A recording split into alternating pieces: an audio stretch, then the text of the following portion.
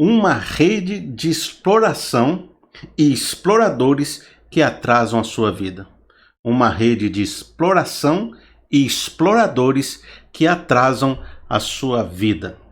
Eu vou começar conversando com vocês sobre um sonho que eu tive muitos anos atrás, quando aconselhava uma mulher. Essa mulher tinha grandes lutas no coração dela, na vida dela, nas circunstâncias dela, pessoas em volta dela. Grandes lutas. E de tanto eu conversar com ela e aconselhar ela e entender a história dela e pensar sobre a história dela, que foi uma história longa, uma vez eu estava sonhando e tive um sonho com essa pessoa. E meu sonho é que eu vi uma grande torre, uma torre assim enorme.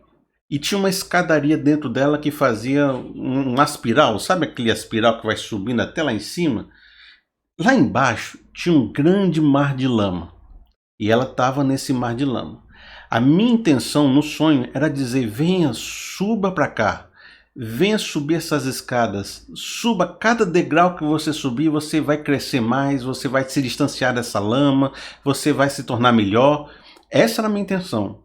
Enquanto ela tentava subir, no meio daquela lama tinha milhares de... Foi quase um pesadelo, né? Milhares de mãos assim segurando o pé dela, segurando a roupa dela, segurando a mão dela para trás, para impedir que ela saísse da lama. Enquanto ela quer sair, todo o contexto de mãos, de amigos, de famílias, de passado, de histórias, puxando ela para trás, dizendo: não, você não vai subir, aqui é seu lugar, você não pode sair daqui, esse é o lugar que nós colocamos você, segurando ela. E hoje eu vou falar um pouquinho de várias mãos dessas que estão colocando, segurando você. Vários dessas exploração e exploradores que estão segurando a sua vida para subir. E é importante entender isso, que muitas vezes você vai começar a perceber que talvez não seja você, talvez não seja um grande sistema, mas seja esse conjunto de relacionamentos que você tem que possa estar te levando para trás. Para você entender, e eu vou resumir aqui contando uma grande história, e nessa grande história eu vou dar vários exemplos de mãozinhas como essas que estão ali segurando você para você não subir. Vou dar vários exemplos e para você entender eu vou contar uma história, certo? A história, nossa personagem principal dessa história eu estou chamando de Josiane. É uma personagem fictícia, eu dei um nome aqui para ficar bacana. A Josiane acordou bem cedo hoje. Ela acordou bem cedinho porque ela tinha que levar sua mãe no médico. A sua mãe já muito idosa. Essa mãe sempre foi uma mãe complicada, muito narcisista, agressiva, e quanto os anos vão passando, ela vai ficando ainda mais agressiva. E ela sempre diminuiu ela, sempre soltou farpinhas, sarcasmos, dizendo que ela não ia ser ninguém, que ela... diminuindo a autoestima, xingando, dizendo que ela não tinha habilidade, dizendo que ela não faz nada direito. E agora ela tinha que levar essa mãe para fazer uma consulta no médico. Aliás, ela tinha que levar essa mãe várias vezes numa fisioterapia, tinha que cuidar dela, praticamente às vezes morava na casa dela. Enquanto ela teve que acordar cedo, já cansada porque o dia ia ser longo, e ela já tendo que levar todo aquele tipo de apurrinhação na cabeça da sua mãe, e a chateação, ainda vem aquela angústia, aquela culpa que tem que cuidar dela, mas ao mesmo tempo ela lhe agride e não sabe como fazer. Ela teve o seguinte questionamento: poxa, eu sou de uma família de 8 irmãos. Por que meus 7 irmãos não me ajudam? Por que só eu que tenho que levar minha mãe todos os dias? Será que ninguém tem tempo? Só eu posso fazer isso? Só eu tenho que aguentar essa coisa da minha mãe me xingando toda hora? Ela é uma pessoa difícil, todo mundo sabe disso. Será que os outros irmãos não podem contribuir e ajudar também para isso? Bom, nesse momento de manhã, você já percebeu que existe umas mãozinhas afetando a vida dela. Quais são as mãos? Olha, a primeira mão, e que pode ser algo que você vive muito firme, diz assim: é um parente tóxico que lhe agride constantemente, lhe sugando a energia. Aí, no caso, é uma mãe narcisista que fica sempre diminuindo ela. A segunda coisa que você percebe nesse começo da nossa história é uma família que joga no único irmão todo o peso de cuidar dos problemas da família. Então só tem um irmão, esse irmão está extremamente carregado, carregando o peso da família todinha ou carregando um problema grande da família, enquanto os outros irmãos fingem que não são com ele. Bom, ela chegou no trabalho, finalmente. No trabalho tem uma história legal, porque ela tem uma amiga chamada Kátia. A Josiane tem uma amiga chamada Kátia. A Kátia foi quem indicou ela para aquele trabalho, deu uma oportunidade. Foi por causa da Kátia que ela foi naquele trabalho. Ela está trabalhando lá faz 10 anos, dando suor, se dedicando, dando seu coração, fazendo tudo que pedem, altamente responsável. Mas sempre que a Kátia pode, joga uma sementinha dizendo: olha, mas lembra que fui eu que te trouxe para cá. Olha, me ajuda aí, faz isso por mim, afinal eu já ajudei você naquela vez. Como se a Kátia tivesse toda hora cobrando uma dívida, ou nunca deixasse você esquecer que ela te ajudou no passado.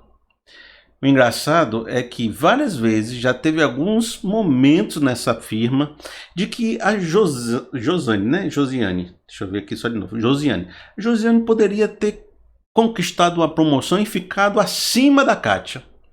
Mas a Kátia, por esse sentimento de sempre estar cobrando, sempre estar botando uma dívida, fazia com que a Josiane se retraísse, dizendo: não, eu não vou atacar, não vou em frente, não vou pegar essa oportunidade, porque eu vim por causa da minha amiga e minha amiga ainda nem conseguiu essa promoção, então vou dar a chance para ela. E nesse negócio dela ficar dando a chance, a Kátia nunca se desenvolveu, nunca saiu do lugar, ela também não conseguia nunca subir porque esperava a amiga subir. Chegou um rapaz chamado João na empresa, em menos de um ano conseguiu o cargo que poderia ser de uma das duas, e porque uma das duas ficaram nesse chove no molho, não conseguiram nada. Aí ela ficou pensando assim: até quando será que eu tenho que ter essa dívida de gratidão com a Kátia? Será que todas as oportunidades da minha vida eu vou deixar passar porque eu tenho que ficar dando prioridade para uma pessoa que me ajudou 10 anos atrás? Será que eu não fiz por onde? Será que eu não já paguei essa dívida? Meu esforço já não merece uma recompensa? Qual é agora a nossa mãozinha que está nos puxando para trás? Diz assim: uma amiga que lhe cobra uma dívida eterna de gratidão, que lhe faz perder oportunidades e não lhe deixa voar. Então no trabalho ela tem mais uma mãozinha puxando ela, né? Aí agora ela chegou na hora do almoço. Na hora do almoço ela está um pouco triste, porque ela não tem muito recurso financeiro. E ela só pode almoçar uma quentinha gordurenta e não tão saudável que está ali perto do trabalho dela. Todo dia ela almoça aquela quentinha que faz mal à saúde dela e milita contra os planos que ela tem de ter uma vida saudável e de melhorar a aparência. E ela fica se perguntando: por que sempre eu fico sem dinheiro? Não era para essa altura da vida eu ter uma condiçãozinha melhor e poder comer naquele restaurante melhor, que tem uma comida saudável, tem um buffet de salada, tem uma coisa cozinhada com mais esmero, com mais nutrição? Ela fica se perguntando: onde está indo o meu dinheiro todo?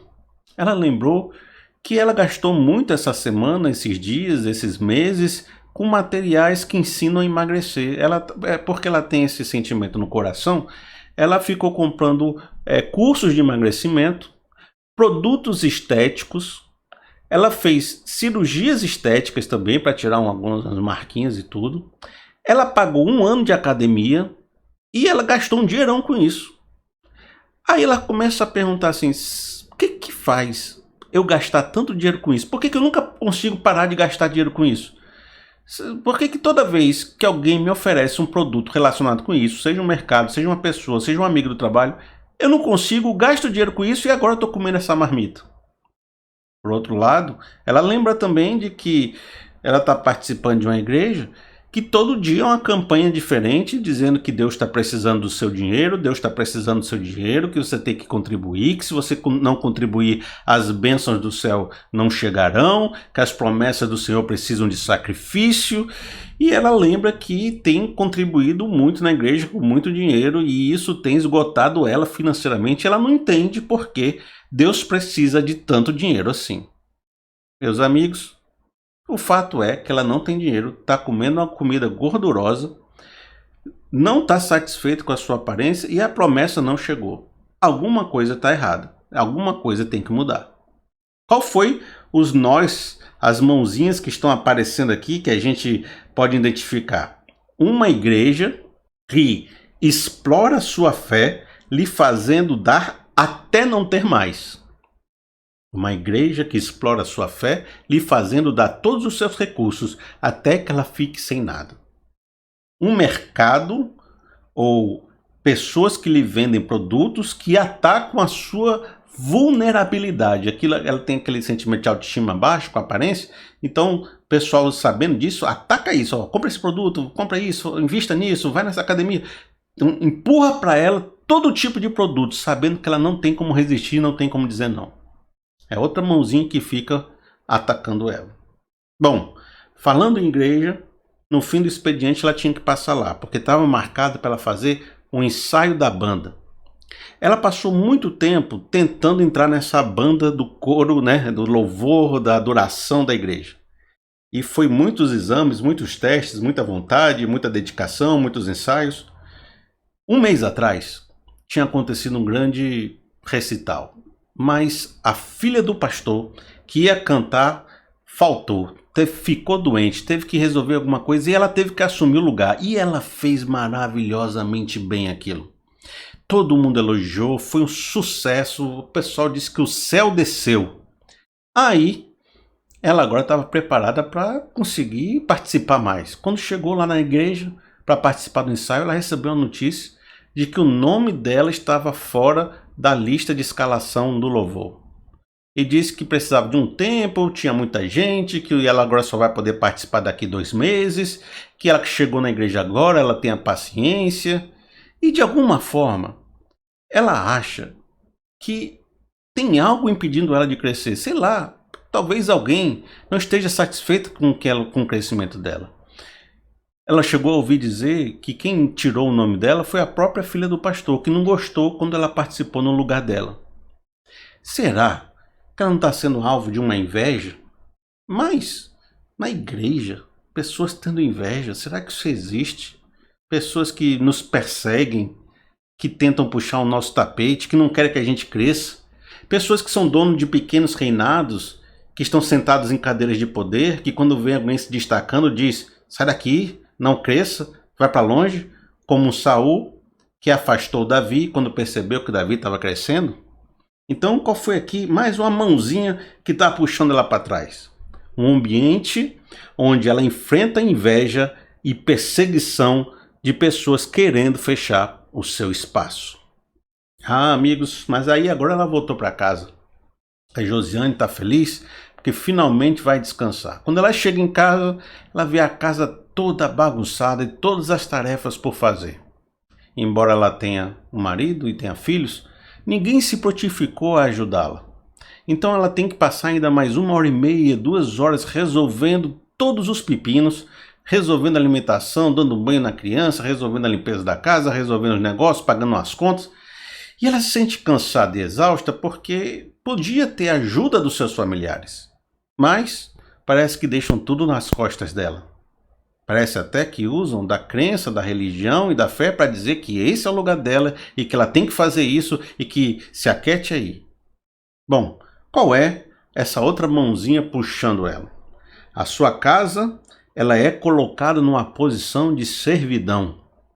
Gente, aí você já percebeu que sobra muito pouco tempo para ela. Quando chega de noite, ela cansada, exausta, ela decide deitar na sua cama, as costas doendo, uma dor de cabeça subindo para cá, sabe? Todo o peso do dia chegou ali na Josiane.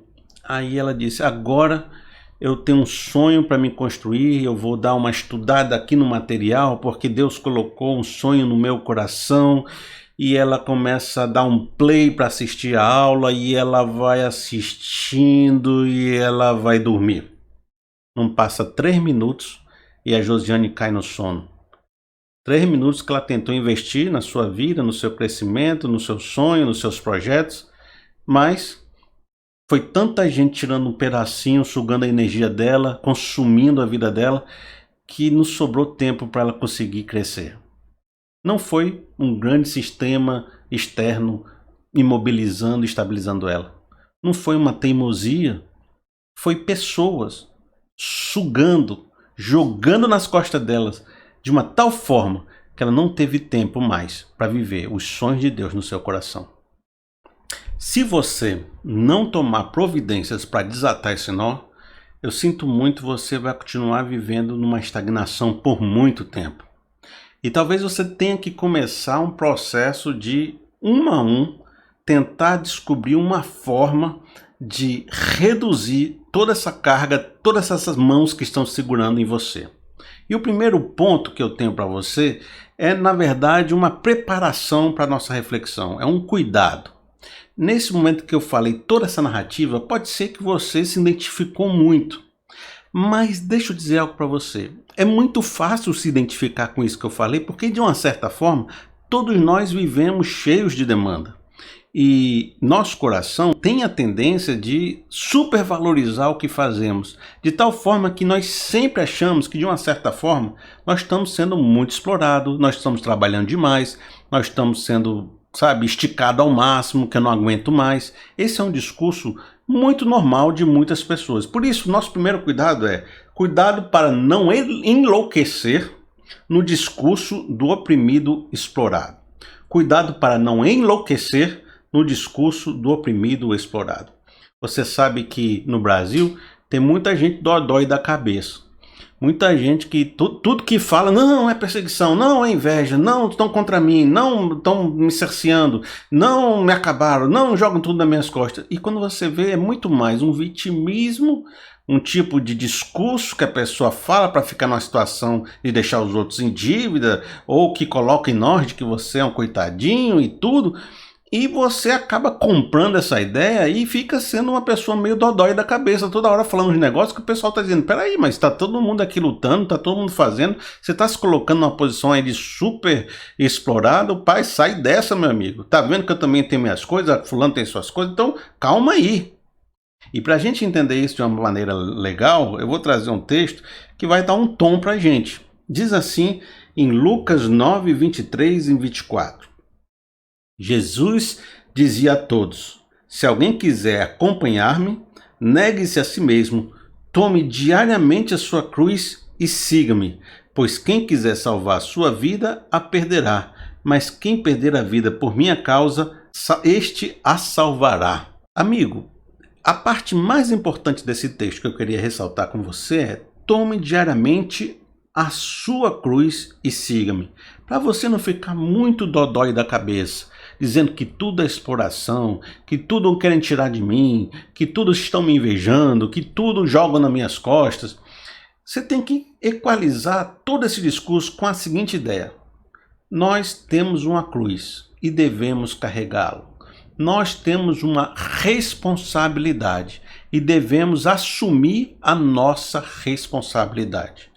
Na Bíblia existe o conceito de mordomia cristã, que significa que nós fomos colocados nesse mundo e cada um de nós tem uma missão de Deus para cuidar das coisas que Deus colocou na nossa mão.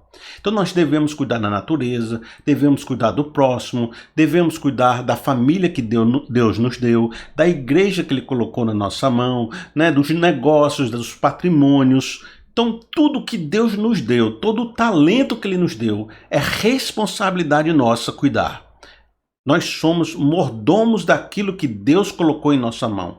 O que nós temos não é nosso. Foi Deus que colocou em nossa mão. Foi uma dádiva de Deus para nós. E por causa que nós cremos em Deus, confiamos em Deus e temos Deus como nosso Senhor, nós vamos cuidar dessas dádivas como se fosse o próprio Deus cuidando delas, porque somos um representante, um procurador de Deus para gerir tudo isso. De forma que eu tenho uma missão, eu tenho um propósito, eu tenho patrimônios, eu tenho famílias, eu tenho responsabilidades, eu tenho um conjunto de coisas que estão na minha mão que eu devo cuidar. Não posso fugir dessa responsabilidade. Então, o cuidado é, cuidado com o discurso que eu não tenho que ter nenhuma responsabilidade porque todo mundo está me oprimindo, quando, na verdade, há muitas coisas que são a sua responsabilidade, são coisas que você deve fazer e deve cuidar. Não fuja disso. Nosso discurso aqui não é nunca dizer fuja de todas as suas obrigações, não faça mais nada, tu não tem nada a ver com esse povo. exclua todo mundo da sua vida. Você não vai ouvir esse discurso aqui. Pelo contrário, nós temos responsabilidades com famílias, com povos, com igrejas, com patrimônio, com amigos. Então, deixe isso bem claro na sua vida. Porque viver segundo o coração de Deus é negar vontades e assumir a missão que Ele colocou na nossa mão. Mas isso não precisa ser algo ruim que eu estou falando, porque os relacionamentos e as amizades são muito bons. Muita gente tem experiências ruins, mas ter pessoas perto de vocês são um grande potencializador. São elas que nos consolam, são elas que nos ajudam, são elas que nos dão exortações, conselhos bons, são elas que nos dão direcionamentos, que nos apoiam em momentos difíceis, que nos recebem quando a gente está em dificuldade, que nos indicam para trabalho quando a gente... Muitas vezes você vai ver o trabalho que você conseguiu lá no começo da sua vida, foi um tio que indicou, foi alguém, foi um amigo. Então, essa rede de relacionamento, o pessoal no mercado profissional até chama de networking, pessoas que são a parte mais fantástica. Os seus clientes são seu tesouro precioso, a sua família são seus bens emocionais mais preciosos. São eles que oram por você, são eles que estão junto com você quando a coisa aperta, são eles que não vão te abandonar. Então, ter pessoas à nossa volta é um grande potencializador da nossa vida. Não é ruim. E não existe relacionamento nenhum sem que você tenha que fazer a sua parte. Todo relacionamento envolve o ato de que a gente tem que participar desse relacionamento de alguma forma, dedicando tempo, energia, amor, cuidado, carinho, gastando recursos, abraçando, recebendo de volta tudo isso. Relacionamento envolve troca. Não existe relacionamento sem dedicação, sem energia gasta, sem responsabilidade. É só você pensar em coisa bem simples. Se você quiser ter uma planta hoje, plantar uma planta, que é uma coisa mais simples do mundo, você vai ter que cuidar direito, fazer uma adubação, molhar tantas vezes por dia, podar, botar ela num lugar no sol. Vai ter que ter uma série de cuidados para que aquela planta possa viver contigo na sua casa. Se você decidir ter um gato, você vai precisar da caixinha de areia, da atenção, e aí por diante. Até para ter um animal, a gente tem que ter uma dedicação de vida. Para viver com pessoas, temos que ter nossas responsabilidades bem definidas. O problema é qual? O problema é quando as pessoas utilizam dessa relação para, agindo de má fé, explorarem a gente muito além daquilo que é o razoável, muito além daquilo que é o normal. É quando as pessoas nesse relacionamento usam de uma forma muito ruim essa troca e deixam a gente numa situação de explorado, de oprimido, sugam a nossa energia, sugam a nossa vida, sugam as nossas oportunidades, nos prendem lá na lama debaixo daquela torre, não deixam a gente subir as escadas. E nessa hora uma coisa que você tem que entender muito firme é o fato de que se existe a nossa cruz, e é a nossa responsabilidade, é porque também existe a cruz deles, que é a responsabilidade deles. Se existe a nossa cruz, que é a nossa responsabilidade, também existe a cruz dos outros, e que os outros devem levar as cruzes deles. Então, cada um deve levar a sua cruz. Significa que eu tenho uma cruz para levar e o outro tem a cruz dele. O problema é o quê? Quando aquele quer jogar a cruz dele em mim. É quando eu estou carregando a minha cruz e a cruz dos outros. É quando eu tenho 8 irmãos e eu estou levando a cruz dos 8 irmãos sozinho. Esse é o problema. É quando você não está negando as suas responsabilidades. Na verdade, você está assumindo a sua e a dos outros. Você está sendo uma mula de carga para um bocado de gente que está explorando a sua relação. Por isso, assuma a sua cruz e comece a colocar para os outros assumirem as suas próprias cruzes. E eu tenho certeza que você sabe disso. Se cada um levar a sua cruz, a vida fica muito mais fácil. Muito mais fácil de lidar, muito mais fácil de você ter tempo, poder construir projetos, desenvolver. Basta que cada um assuma a sua responsabilidade e você vai destravar muito a sua vida. Mas para isso a gente precisa começar a fazer então uma espécie de definição. Uma vez que eu estou dizendo assuma a sua cruz e eles têm que assumir a deles, qual é a sua cruz? Às vezes isso não é fácil de identificar, não é fácil de Os limites são muito cinza. E eu queria que você agora parasse um pouco e fizesse um exercício. De repente parasse até o vídeo, escrevesse, pegasse uma folha de papel e escrevesse: poxa, o que é minha responsabilidade? O que é aquilo que eu devo fazer? Talvez colocar até bem específico, horários, o tempo que você deve gastar com determinadas coisas, qual é aquilo que você pode contribuir com recurso. Coloque assim: o que é a minha participação, o que é a minha responsabilidade. Faça uma lista, porque se você não sabe qual é a sua cruz, quando você for tentar colocar a cruz dos outros para os outros e a sua para ti, você não vai saber definir isso. Você não vai saber direito o que é sua responsabilidade e o que é do outro. Como é que você pode definir isso, organizar isso, conversar com os outros e determinar isso se você não sabe? Então, como a mente de muitas pessoas é muito confusa, talvez esse seja o momento de você sentar e fazer uma lista. O que é a minha cruz? Quais são as minhas responsabilidades? Eu sou mordomo de quê? O que é aquilo que está na minha mão que eu devo cuidar? Aí faz uma lista, certo? Aí, junto com essa lista, você vai escrever as razões por que você é responsável por determinada coisa e por que você não é responsável por aquela outra coisa que pertence a outra pessoa, certo? Não é só definir as razões do que você é responsável. Eu sou responsável por cuidar do meu filho, levá-lo para o colégio. É uma responsabilidade sua. Aí você vai colocar assim: mas não sou responsável por o reforço escolar do filho do meu sobrinho, que toda hora fico tentando colocar para cima de mim.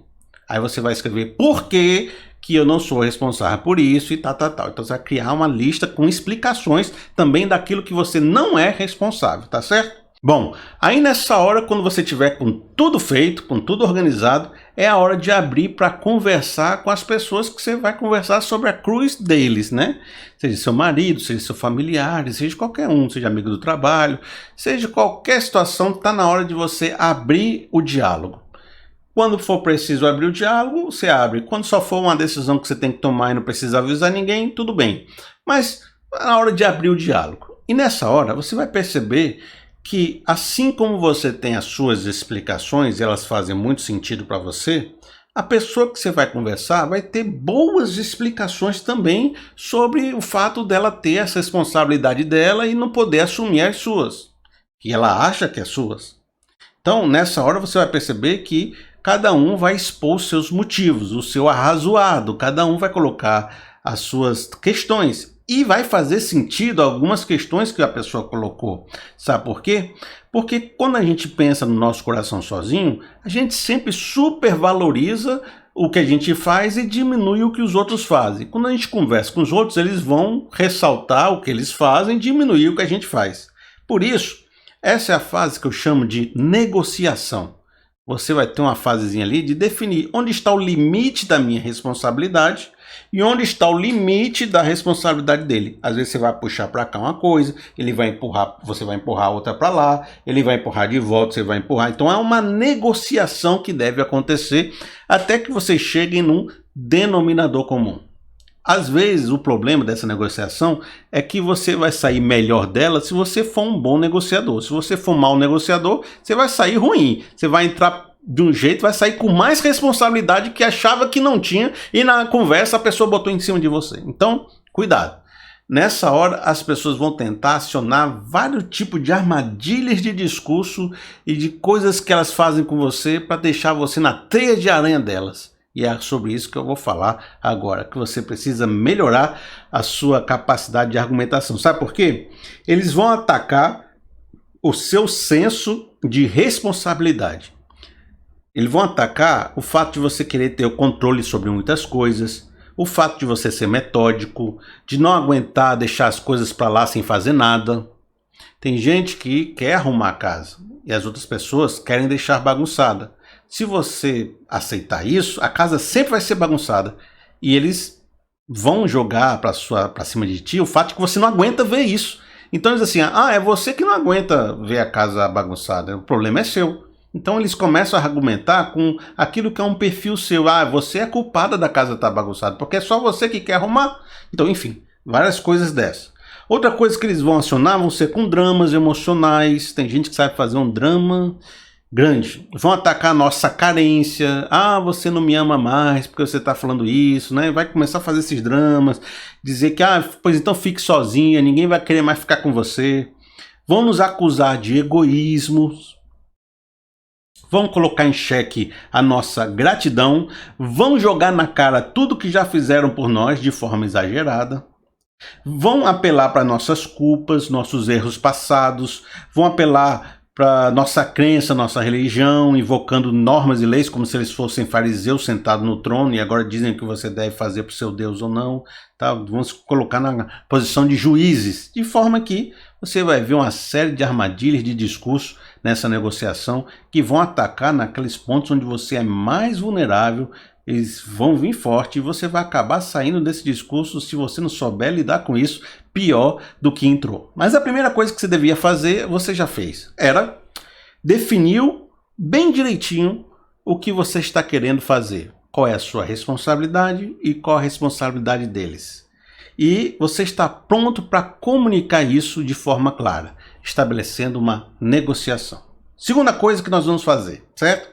Para você desatar essas mãozinhas que estão segurando você, arranjar uma situação mais confortável para conseguir subir nas escadas e assumir o que é sua responsabilidade e colocar para os outros o que são as responsabilidades dos outros. Vejam só o segundo. Bom, no meio dessa negociação, você vai ter que lidar com o fato que as pessoas vão te pressionar no limite e você vai ficar com a vontade de ceder muito grande. Porque vão te acusar de ingratidão, de egoísmo, aquilo tudo que eu já falei. Nesse momento, você pode tentar abrir mão e cair. Mas eu quero que você entenda algo muito importante antes de você fazer isso. Primeiro você, porque está indo para essa negociação, porque entendeu esse processo, porque está vivendo uma vida parecida com a Josiane, que eu falei, está no limite. Ceder não será uma opção. E o que eu quero dizer com isso? Normalmente uma pessoa que está nesse limite, vivendo uma vida parecida com a Josiana, toda acumulada de coisas e de tarefas, sobrecarregado com peso que não aguenta mais, normalmente essa pessoa vai quebrar em algum momento. Se ela não está perto de quebrar agora, vai passar daqui a um mês, 2 meses, daqui a 1 ano, isso vai se acumular e somatizar de uma forma tal que vai chegar um dia que ela vai quebrar. Vai se esgotar, vai ficar doente, vai jogar tudo para cima, seu imunológico vai cair lá para baixo, vai entrar numa depressão, vai entrar numa estafa. Rapaz, o estrago vai ser grande. E quando quebra, para levantar é muito difícil. Se você ajeitar antes de quebrar, a vida segue maravilhosa. Mas se você deixar quebrar, o estrago é grande. Então, por que você não pode ceder? Entenda que você está no limite. Mas por que você não pode ceder?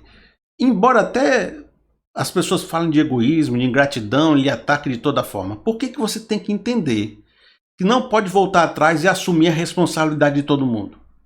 Porque se você fizer isso, você vai quebrar. Vou repetir de novo. Você está numa discussão, está todo mundo jogando a culpa para cima de você, dizendo que você tem que fazer tudo. Embora até você possa concordar que tem coisa que você tem que fazer muito, você tem que assumir a sua fragilidade e a sua limitação.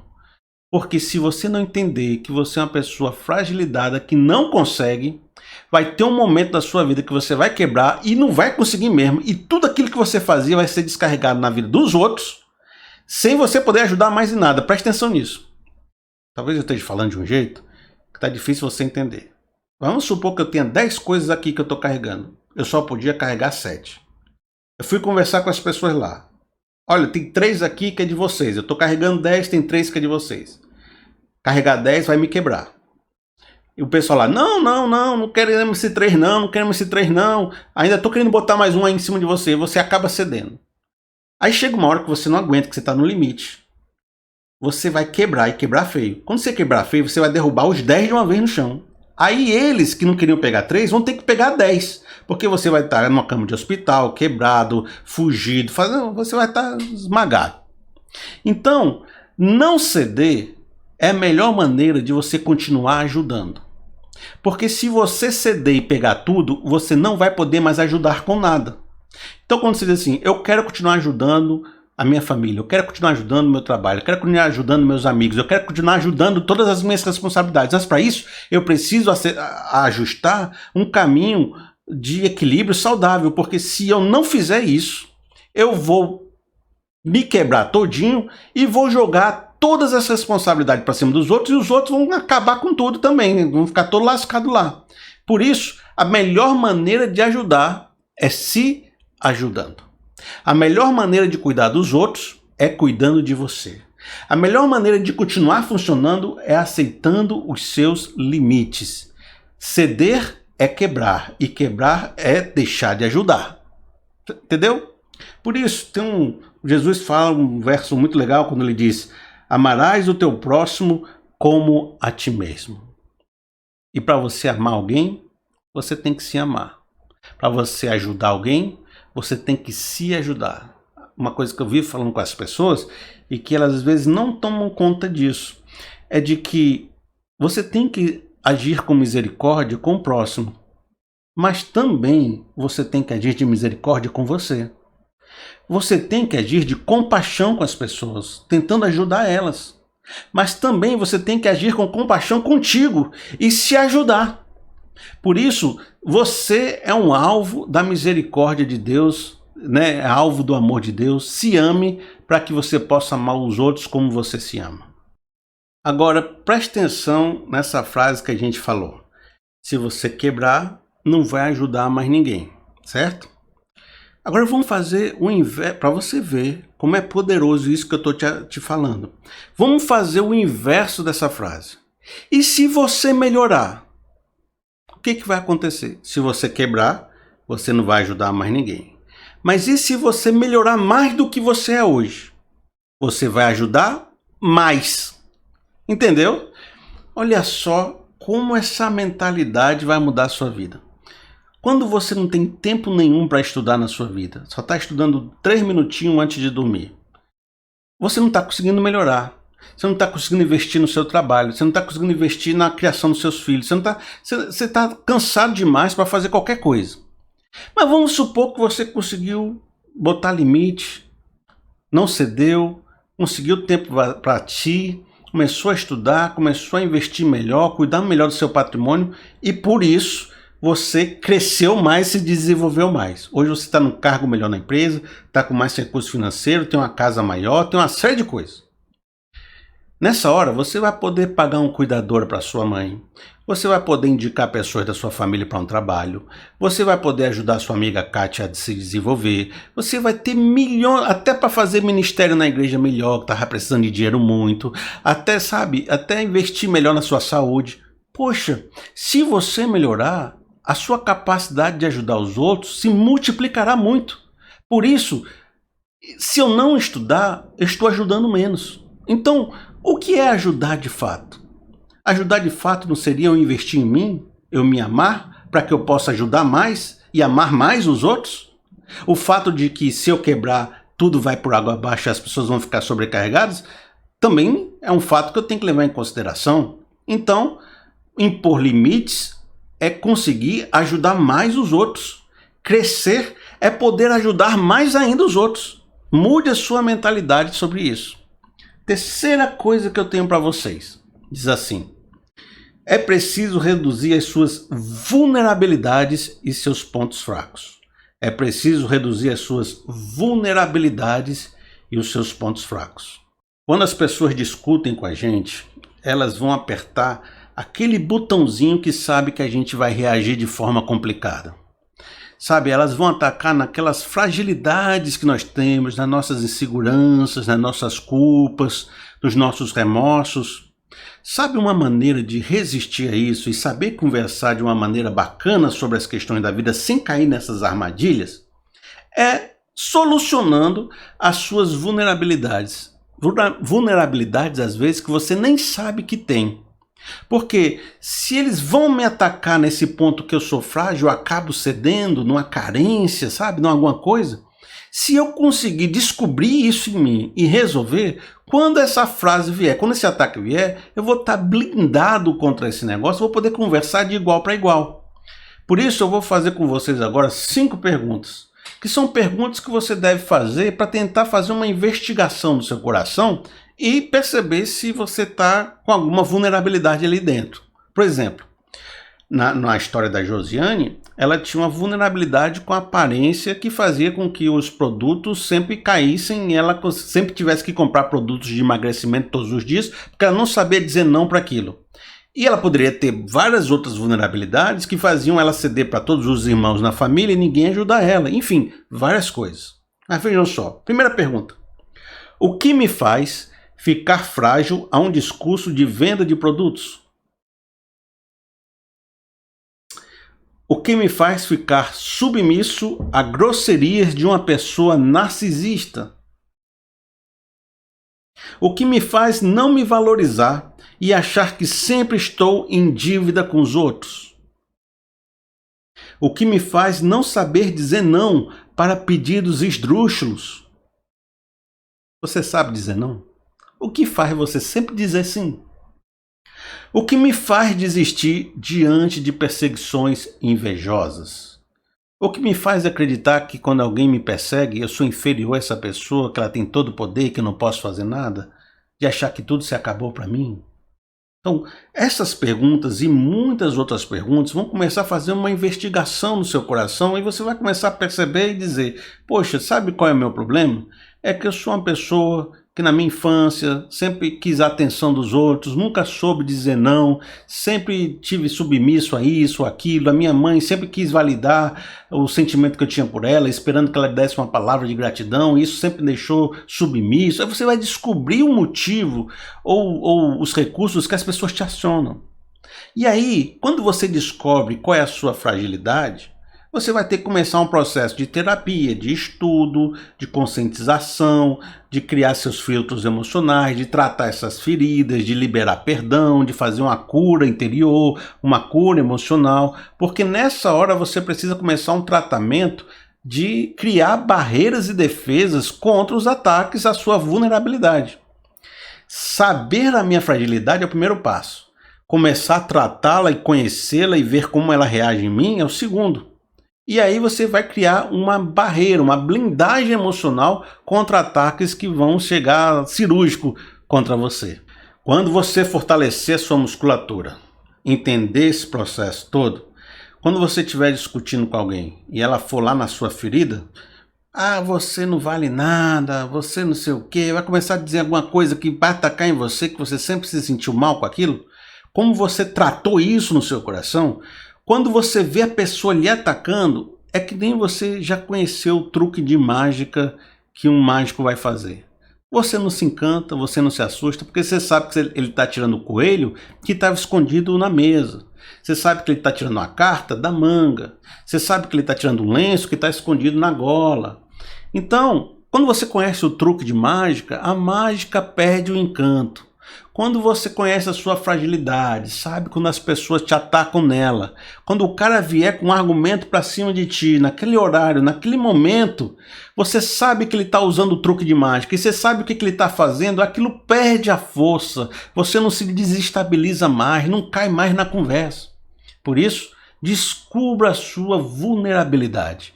E descubra como você pode criar defesas emocionais tratando em terapias, em conhecimentos, em livros, sabe, em orações, em grupos de apoio, sabe, e crescendo emocionalmente para não ficar frágil quando a pessoa acionar na sua vulnerabilidade. Existe às vezes um problema quando as pessoas falam sobre impor limites dentro de uma cultura cristã. A gente sempre foi levado a acreditar no cristianismo que a gente sempre tem que andar segunda milha. A gente sempre tem que oferecer a outra face. A gente tem que sempre ser caridoso, agir com amor, com solidariedade, entregar nossa vida, ser servo, né? Então a gente sempre foi levado a uma posição de reduzir o nosso individualismo, reduzir o nosso egoísmo em favor de criar uma cultura bacana em volta de nós. E de alguma forma as pessoas acreditam que impor algum limite, conversar e negociar sobre esses limites, conversar sobre essas pessoas que estão abusando de nós, é de alguma forma pecar contra ser cristão, pecar contra a palavra de Deus, pecar contra o que Deus esteja fazendo.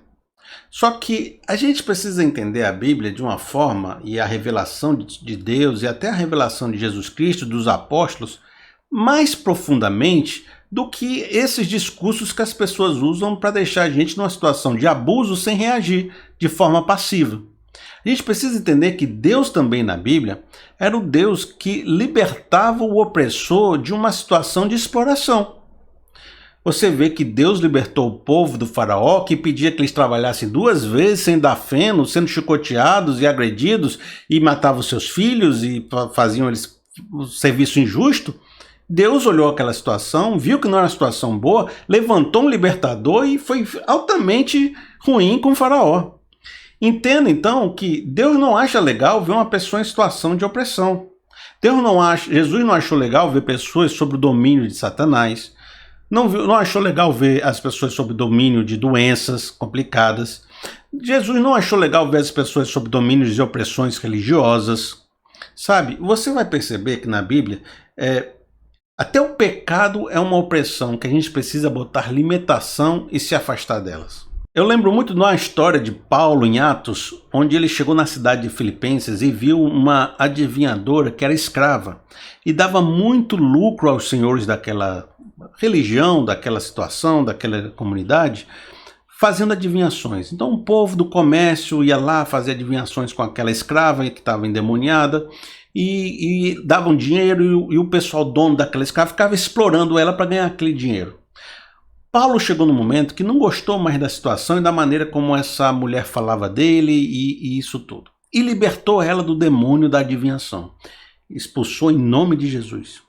Naquele momento, aquele pessoa que era usada como escrava para obter lucros foi liberta. De tal forma que quebrou aquela roda social de exploração e eles foram atacar Paulo. E Paulo ainda invocou os seus direitos dentro da prisão porque não podia ser preso injustamente. Você vai ver, Paulo usava seus direitos contra um estado opressor que lhe prendeu injustamente. Paulo libertou uma pessoa das garras de Satanás.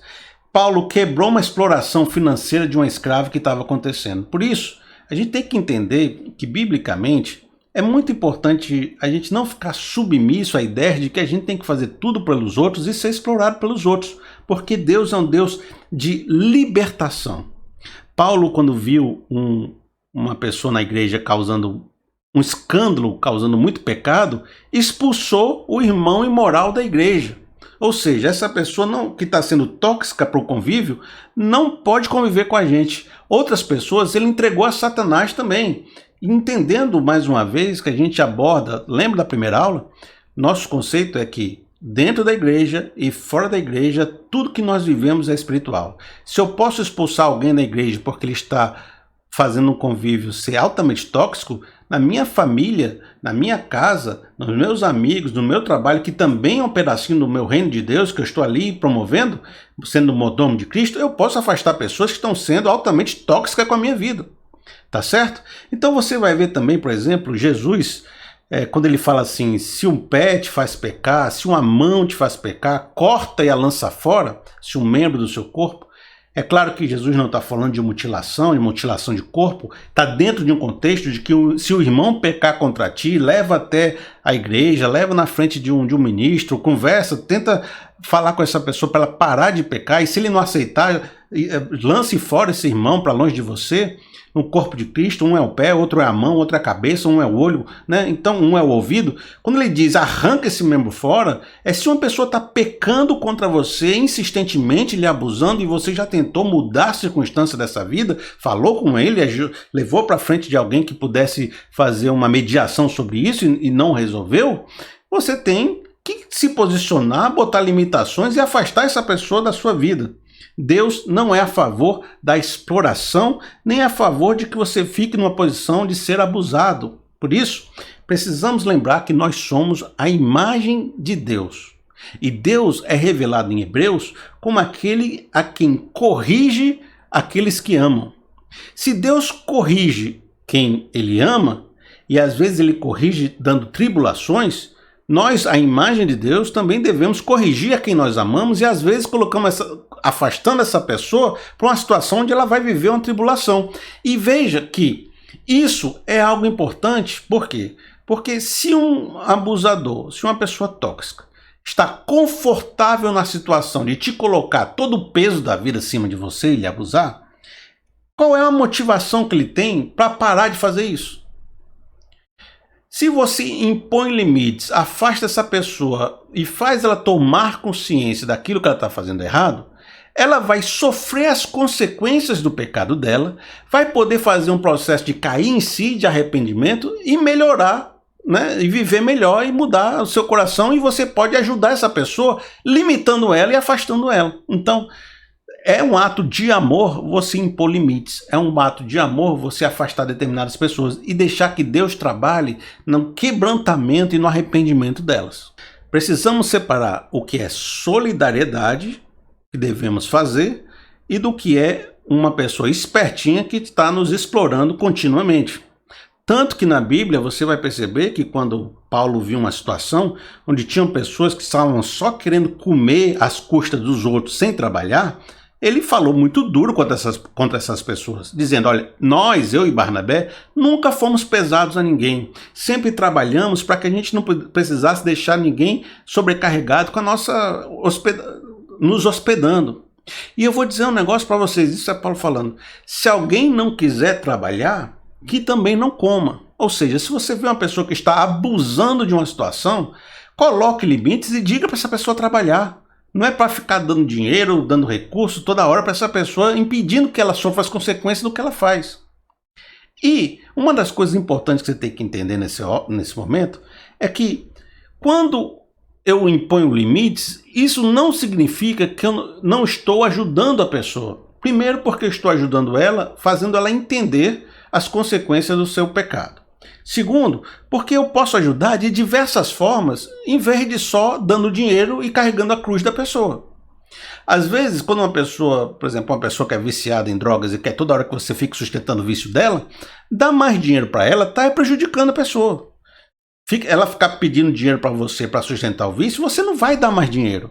Mas ela está pedindo dinheiro, então não dê mais dinheiro. Mas você pode parar de ajudar por causa disso? Não. Você oferece um ombro amigo, você ensina a pessoa a sair dessa condição, você consola ela quando ela estiver em crise, você manda para uma clínica de reabilitação, você faz outras coisas que vão trazer a autonomia de volta para essa pessoa, mas não ficar sustentando o problema. Então, eu posso ajudar a pessoa a pescar e não dar o peixe. É uma frase batida, mas funciona. Você pode, em vez de ficar ajudando uma pessoa com um dinheirinho de R$200 por mês, por que você não ensina essa pessoa a melhorar de vida? Dando um curso, ensinando ela de alguma forma? Então, nem sempre ajudar é fazer o que os outros estão pedindo. Às vezes ajudar é você entender como você pode agir naquela vida para ela ser mais autônoma e independente. Quando eu trabalhava na produção de vídeo, eu era o editor. Na produção todinha vinha assim, chegava no editor, ou seja, teve o cara que fez a pré-produção, o cara que fez o roteiro, teve o pessoal que fez a escala de elencos, teve o pessoal que fez a filmagem no dia, depois vem para a sala de edição, quando eu editava o vídeo, depois ia para a televisão, certo? Em toda essa escala, desde o vendedor até chegar em mim, eram várias pessoas que tinham vários prazos para cumprir, e chegava em mim, eu era o último da cadeia que tinha que entregar todo o material pronto. Sabe o que acontecia nessa hora? Todo mundo ia atrasando os seus afazeres, não tinha responsabilidade, deixava o negócio para depois, dizia que resolvia lá na edição. Quando chegava na minha mão, chegava em cima da hora, fazia com que eu tivesse que virar à noite, me acabar todinho, me estressando todinho.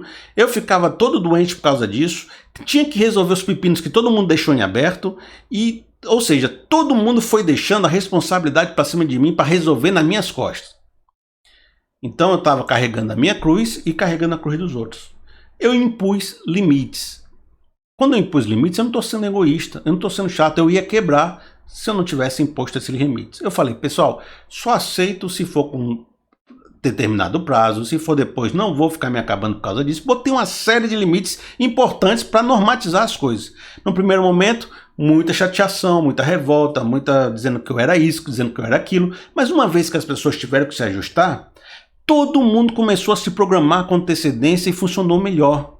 Ou seja, O meu impor de limites fez com que todos os outros departamentos começassem a agir de forma melhor. Então, impor limites não foi prejudicar as pessoas, foi fazê-las melhorarem.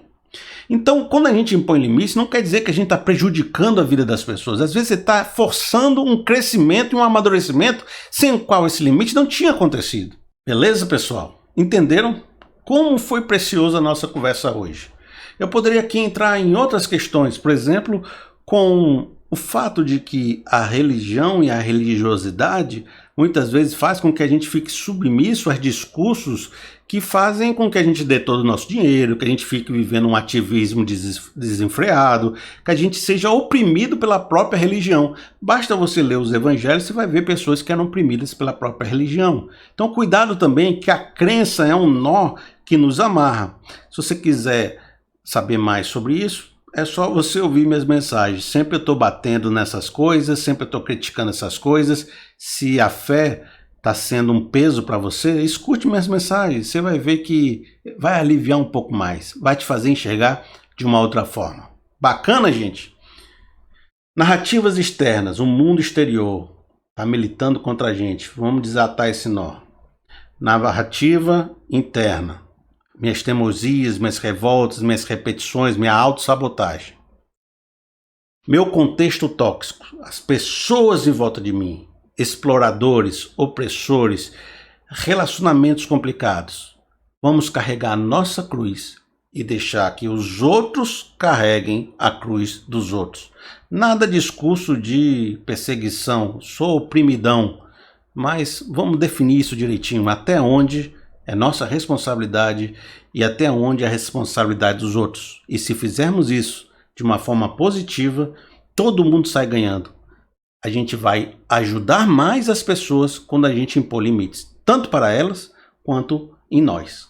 Bacana? Mais um pontozinho que a gente quebrou. Agora, se você gostou desse conteúdo, se esse conteúdo foi importante para você, uma maneira de você contribuir e me ajudar é se tornando membro desse canal. Aqui no YouTube tem um sisteminha chamado Seja Membro, tem um botãozinho aqui embaixo. Quando você clica nele, você pode contribuir com R$7 por mês para me ajudar. Hoje eu não recebo mais salário da igreja, meu recurso vem do YouTube. E cada pessoa que ajuda, muita gente começou a virar membro depois dessa mentoria. Cada pessoa que ajuda é fantástico para mim, porque me deixa mais confortável para fazer mais vídeos. E veja, você não precisa fazer isso. Isso é só se você se sente bem, grato, se você tem esse recurso. Mas todo o meu conteúdo está aí para você, gratuito, e tudo que eu falo já é para te edificar. Você pode me ajudar também de outras formas. Compartilhe o conteúdo para uma pessoa que você sabe que vai gostar, dê like, participe, comente, viva essa comunidade. Isso já é um grande agradecimento. E se você pode, faça essa pequena contribuição. Se você não quer se tornar membro do YouTube e quiser fazer uma oferta direta por um canal diferente pela conta, eu vou botar aqui um linkzinho ou Pix, que é para você já resolver dessa forma. De antemão, muito obrigado por tudo que você tem feito por mim. Agradeço demais. Vamos continuar. Eu ainda tenho pelo menos mais uma aula para falar com vocês. E essa vai ser fantástica. Aguenta aí, não foge não. Espera que venha a próxima aula.